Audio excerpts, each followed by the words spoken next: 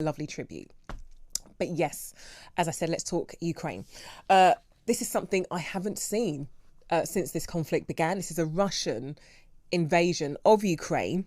And there has been an Amnesty International report this week accusing the Ukrainian army of endangering civilians' lives. And actually that report's been criticised, of course, not just by President Zelensky, but actually also by other Western diplomats from America, from Britain. Let's talk more about this, shall we? Let's speak to Cormac Smith, former Strategic Communications Advisor to the Ukraine Foreign Minister.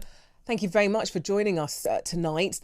And as I said, Cormac, I haven't seen, this is a defending country. They're defending itself from an invasion from Russia.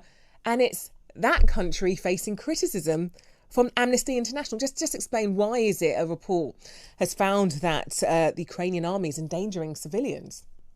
Claudia Lisa, first, can I say it's lovely to see you? I haven't seen you in a while. I know, right? Thanks very much for having me on. Look, I'm not going to mince my words. Amnesty International are a thundering disgrace. And I'm going to say three things. The first thing, in this report sought to draw some sort of equivalence between what Russia is doing and what Ukraine is doing to defend its people. I think the best person, there has been unanimous criticism of Amnesty International from some very big figures across the world. I'll just quote our ambassador, Melinda Simmons, out in Kyiv, who said, I think yesterday or the day before yesterday, the only ones that are murdering and doing damage to and raping and butchering Ukrainian citizens are Russian bombs, Russian rockets, and marauding Russian troops. If Russia stops invading and gets out of Ukraine, all that will stop. The second thing that's very important to point out is, in the compiling of this report, there is Amnesty International have an office in Kyiv, as they would have in most major capitals, where they employ Ukrainians. They did not use their Ukrainian employees in the compiling of this report. And when their employees flagged up their very, very grave concerns about it, they were ignored. Now, in response to this, I believe Oksana Polyachuk, who was the head of Amnesty International in Ukraine, has now resigned.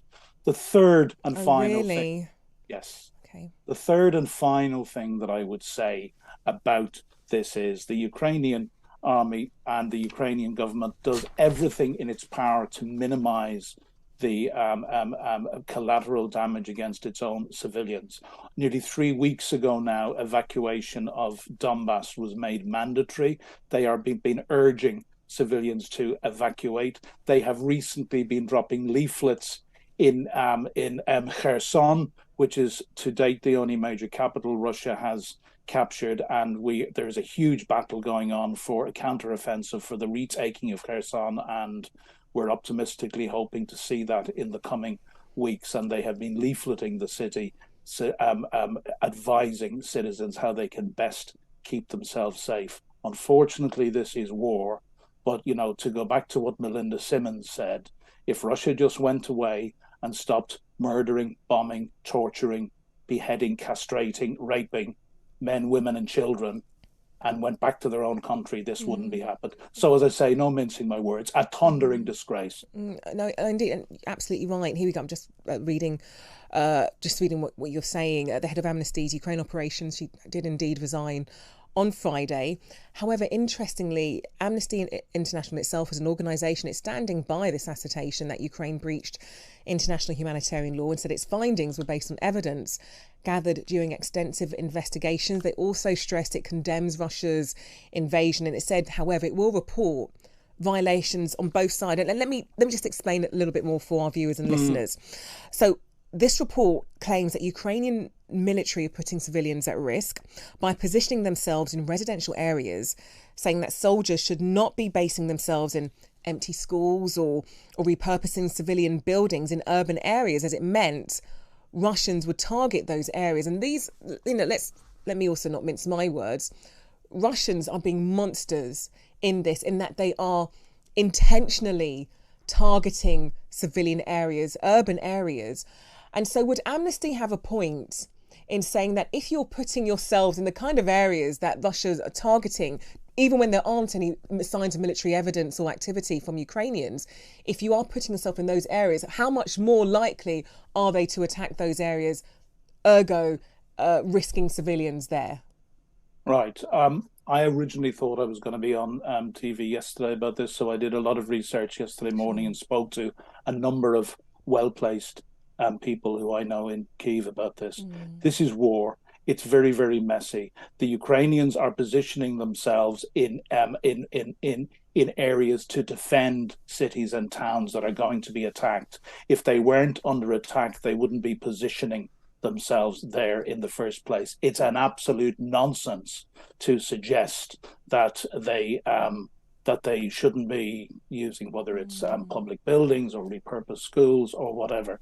There is, to my knowledge, absolutely no evidence that the Ukrainians have been using their own citizens as human shields. This is about, I'd remind viewers, Russia currently occupies an area of Ukraine roughly the same size as England. We saw what happened in Irpin and Bucha and all those towns after when Ukraine won the battle for Kyiv. We hope the next battle that's going to be won is for Kherson. We are dreading to think what we are going to find. There's stories coming out all the time about rapes and tortures of not just of women and children on a daily basis, just mutilation of civilians and so forth. The country is fighting for its life. Of course, they have to place their troops, if they're going to defend their towns and villages, they have to place their troops in defensive positions.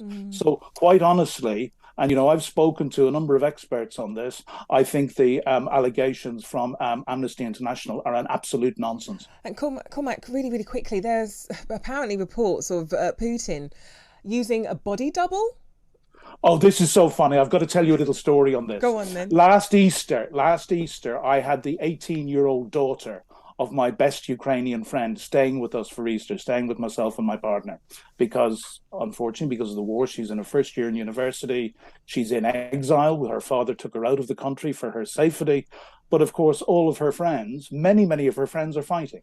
She's obsessed with the war. Great girl. I mean, I got to know her back in 2016 when I befriended her mom and dad, and we've become very, very close. And she's obsessed with the war, and she's on her phone all the time, and she's kind of, because her friends are fighting. This is so real.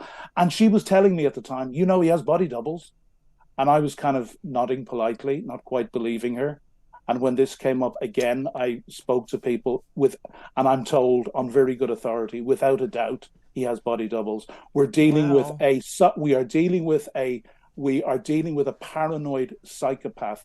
But actually, as one friend said to me, so what? That's actually not what's at issue here. It's the broader Russian aggression against Ukraine. Indeed. But actually, I was surprised, and I think I owe Xenia an apology, because I smiled politely, thinking that this might be the theory of a although a very smart young girl, but yes, it does seem that it's true. Seems like it's true. Gosh, Cormac Smith, always a pleasure talking to you, former strategic communication advisor to the Ukraine foreign minister. Thank you so much for clearing up quite a few things. You are watching Claudia Lisa on Talk TV. We're talking